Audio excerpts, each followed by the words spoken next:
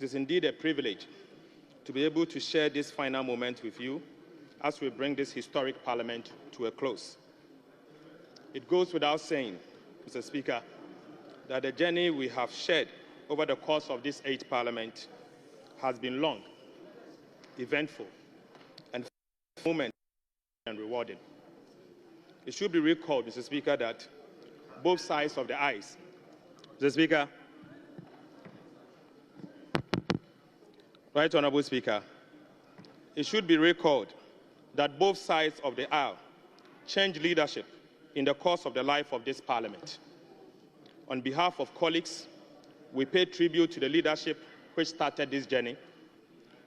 Mr. Speaker, we pay tribute to Honourable Osei Mensah Bonsu, the former majority leader. We also pay tribute to Honourable Haruna Idrisu, the former minority leader. Honourable James Kluche Aveji, the former deputy minority leader. Honourable Muntaka Mobarak, former minority chief whip. Right Honourable Speaker, every chapter of this journey has been marked by its own twist, turns, highs and lows. But in the end, the NDC Minority Caucus delivered and lived up to the expectation of the people. As we reflect on the years, we are reminded of the truth that all things, both good and difficult, have a beginning and an end. Mr. Speaker, as we draw the curtain of this distinguished parliament, we cannot help but to give thanks to the Almighty God for his guidance and grace throughout this tenure, throughout our tenure. His hands has carried us through every storm and the challenges. We also extend our sincere appreciation to you, Right Honourable Speaker Alban Sumana Kingsford Bagbin, for your exemplary leadership and unwavering direction. You came after a long tradition of competent speakers. However, none of your forebears were burdened with a hung parliament such as yours. You were the first speaker elected from a party that is not in government, but you were well prepared for it. From your days, Mr. Speaker, as a minority leader, a majority leader, and a deputy speaker, your wisdom, patience, and calmness, even under pressure, have been an anchor for this House, especially during turbulent times. Your ability to manage this parliament with fairness, even in most challenging circumstances, has made you an outstanding statesman. To the members of the NDC Minority Caucus that briefly became the Majority Caucus, I express my profound gratitude for the support and cooperation that I, along with my colleagues in leadership, received from you over the past 2 years. Together, we have achieved numerous milestones, and I'm confident that history will be kind to us for our collective efforts. At the stroke of midnight today, the NDC caucus will re-enter this chamber with a strength of an unprecedented 2/3 majority. Mr. Speaker, this, I believe, serves as a timely reminder to the political class that the people of Ghana reward hard work, dedication, and true love for country. Right Honourable Speaker, this 8th Parliament has indeed been historic in many respects. For the first time under the 4th Republic, we witnessed a parliament that was evenly split, with each of the political parties securing 137 members each. We also saw 40 female members of parliament equally distributed across the political parties. One independent member of parliament who serves as the second deputy speaker, and a speaker who hails from the opposition. This, in every sense, Mr. Speaker, gave us the first hung parliament of the Republic of Ghana. Honourable colleagues, let us be proud to be part of this historic parliament. From the stage was set for a roller coaster journey, particularly during the election of the Speaker. That fateful night kept the nation on edge, with many fearing for the safety of our democracy. That event that unfolded, climaxed by the regrettable and unwarranted military invasion of this august House, will remain a blot on Ghana's democratic history. Mr. Speaker, we pray that such a moment is never repeated. Yet, Mr. Speaker, from the dark night emerged a bright dawn. A new parliament under the Speaker, who is not from the ruling party, the first of its kind in Ghana's history. Mr. Speaker, despite facing significant challenges, this House has remained steadfast, navigating many turbulent waters, including certain actions by some members that sought to undermine the independence and authority of Parliament as a co-equal branch of government. Right Honourable Speaker, while many hope that this Parliament would usher in a new era of collaboration for the national good, some fear that it would deepen political divisions. Nonetheless, I can confidently say that the NDC caucus has consistently upheld the supreme national interest in everything we did. At every turn, we had been guided by one principle: to do what is right for the people of Ghana. Mr. Speaker, every policy or action every policy or action of government that we criticized, we complemented with superior, constructive, and alternative proposals. Although, Mr. Speaker, our views were often ignored, times has proven that many of the positions we took on critical national issues were correct. Right Honourable Speaker, one of the most significant and fiercely debate we witnessed in this Parliament was the protracted struggle over the electronic transfer levy bill, the famous e-levy. The NDC minority stood firm with the people of Ghana against this unpopular tax, while our colleagues on the other side supported it. Right Honourable Speaker, despite the strong resistance from within and outside this chamber, the e-levy was foisted on the people of Ghana. Mr. Speaker, we raised alarms also about multitude of new taxes imposed on the people of Ghana. In fact, over 40 in total that burdened the people of Ghana and stifled business growth. At the same time, we witnessed proposals that were supposed to grant $450 million in tax exemptions to crony businesses. In the spirit of patriotism, Mr. Speaker, we demanded justification of this request, especially as Ghanaians continue to suffer from extreme hardship.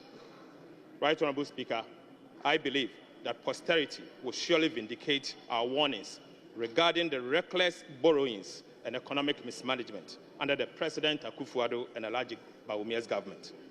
Records available to this House shows clearly that, Mr. Speaker, some individuals in government profited to the tune of $159.3 million in transaction advisory fees, whilst the country was saddled with an unsustainable public debt. We also spoke out against the mismanagement of the central bank, which led to the negative equity of $55.1 billion Ghana cedis in 2022, and a cumulative loss of 71.3 billion Ghana cedis between 2022 and 2023.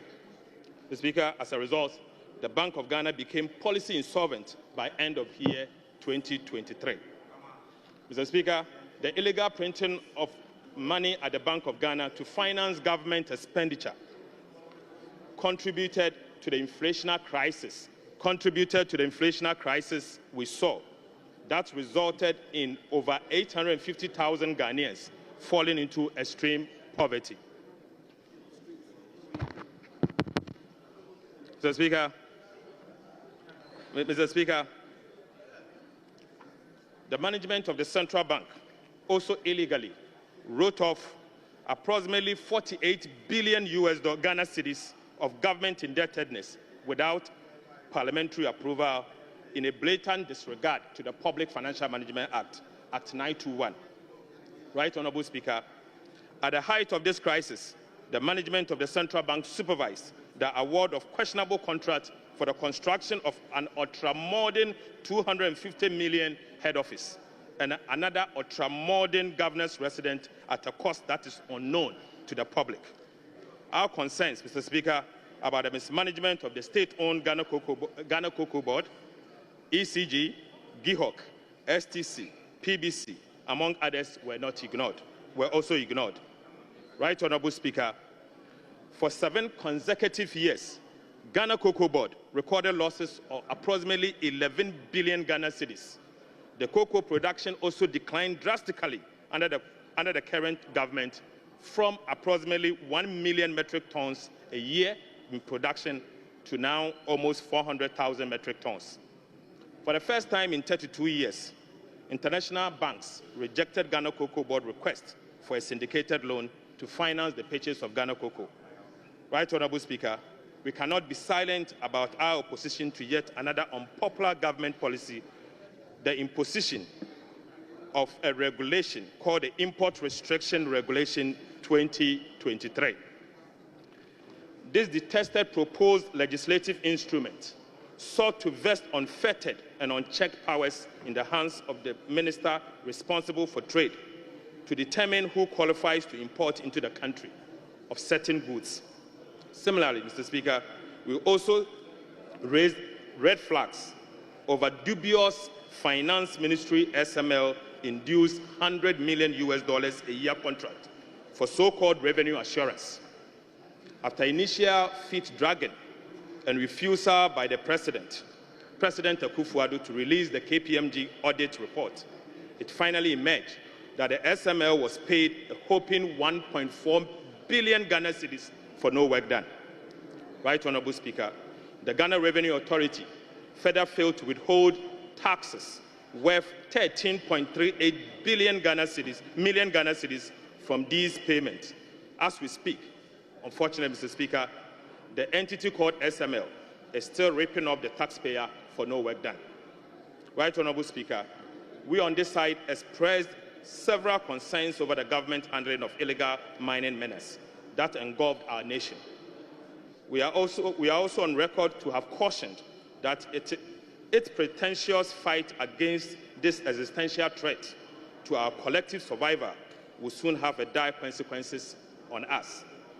Amid this facade of the fight, right, Honorable Speaker, high-ranking government officials, NPP functionaries, were accused by the then Cabinet Minister, Professor Frimpong Boateng, of promoting and engaging in illegal mining.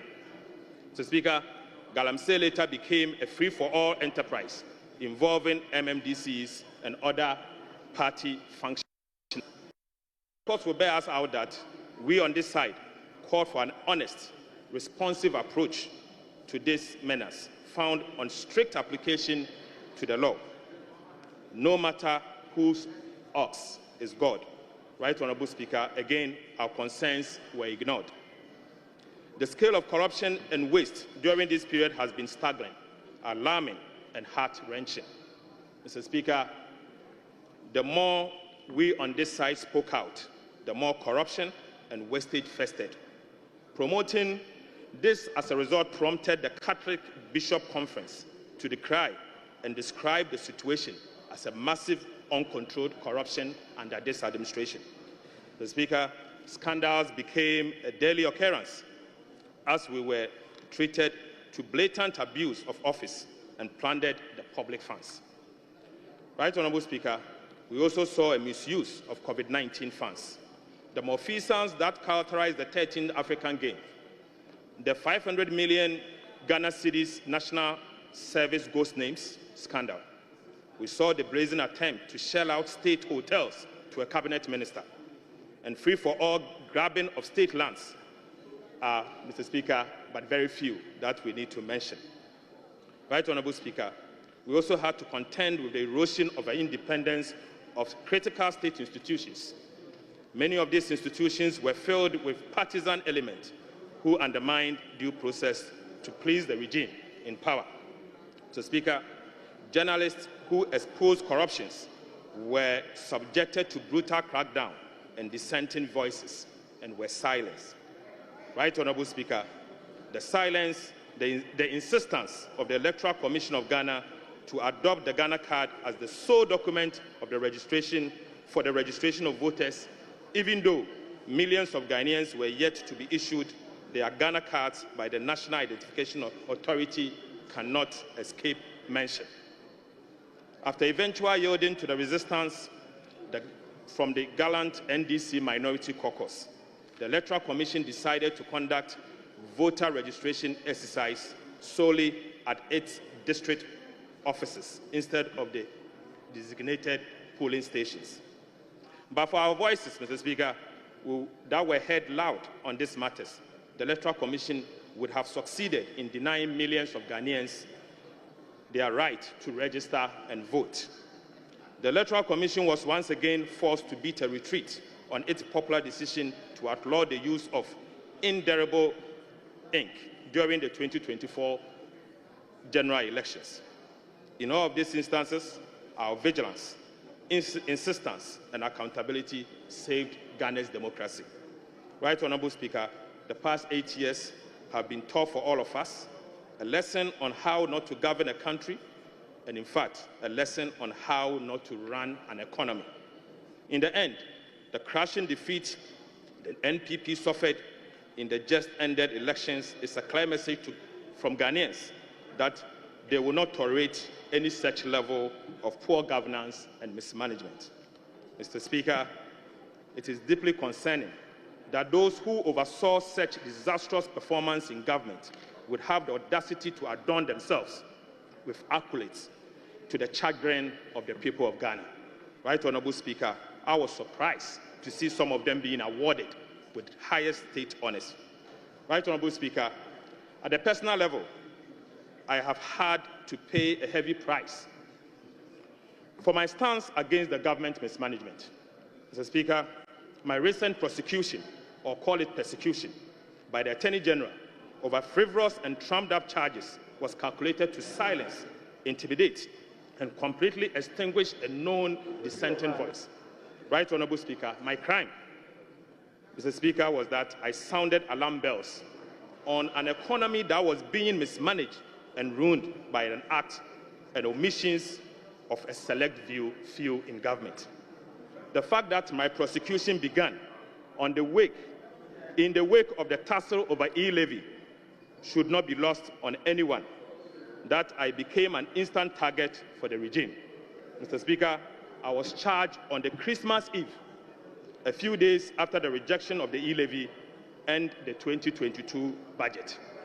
Right Honourable Speaker, from that point, the Attorney General and the Minister responsible for Justice, Godfred Yabu-Adame, in whom the prosecutorial powers of the state is vested, was determined to deploy all crude tactics, including the use of subterfuge, to achieve his ends of malicious prosecution just to satisfy the regime. Mr. Speaker, the whole world witnessed how a supposed Minister of Justice set out to coach, cajole, and coerce another accused person standing trial together with me to falsify his testimony and skew it in such a manner as to enable him to procure a conviction at all costs against an innocent person. In the process, Mr. Speaker, Godfred Yabu-Adame, who is the principal legal officer of state, engaged in crimes such as witness tampering, conspiracy against accused person, fabrication of evidence to pervert the course of justice, and professional misconduct, contrary to the ethics of the very legal profession he heads. I believe this has been the story for many Ghanaians during this period. Right Honourable Speaker, never in the history of our nation have we witnessed this level of gross professional misconduct on the part of no less a person than the Attorney General and the Minister responsible for Justice, who is the leader of the bar and bears a high responsibility to adhere to the rules of ethics of the legal profession. Mr. Speaker, I'm not against prosecution of wrongdoing. Whilst our democracy is founded on the rule of law and holding public officers accountable, I pray that never again should any of our citizens become a victim of this level of injustice and abuse of prosecutorial powers that I was subjected to.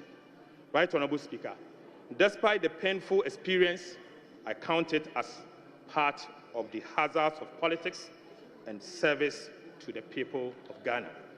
So, Speaker, as the clock strikes midnight, a new chapter begins. To those returning to the 9th Parliament, I say congratulations. Colleagues who will not be part of the 9th Parliament, I urge you to walk with your heads high. Right Honourable Speaker, I beg to say that Ghana appreciates your service and your contributions. Be proud because you have worked for Mother Ghana. I look forward to the 9th Parliament characterized by mutual cooperation, diligence, and hard work in pursuit of the aspiration of our people. At this juncture, Mr. Speaker, let me thank the gallant 137 members of the NDC caucus on behalf of the NDC leadership. Special thanks goes to Honorable Emmanuel Ama Kofibua, the Deputy Minority Leader, Honorable Govins Kwame Abuja, the Minority Chief Whip, Honorable the First Deputy Whip, Honorable Comfort Doyo, the Second Deputy Whip, chairpersons and ranking members from the NDC caucus, the Speaker, the backbench of the NDC Minority Caucus. And let me also thank the Honorable Collins Dauda, the one who has contested every single election since 1992, for his hard work and dedication to democracy. Mr. Speaker, colleagues, aside our disagreement, there were moments of cooperation across the aisle. I want to use this opportunity to thank all members of the 8th Parliament. To the Parliamentary Service, thank you for your hard work. To the Parliamentary Press Corps, what could we have done without you? You have been an amazing group of people that we cannot stop but to thank you.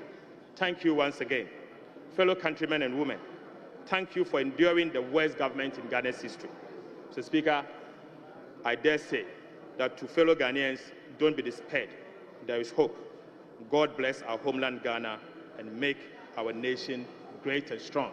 Right Honorable Speaker, I cannot end without mentioning the Honorable Cletus Avoka, the former leader of this House, who has been one person that I've always resorted to for advice. I thank you so much for your cooperation and hard work. Thank you very much, Mr. Speaker.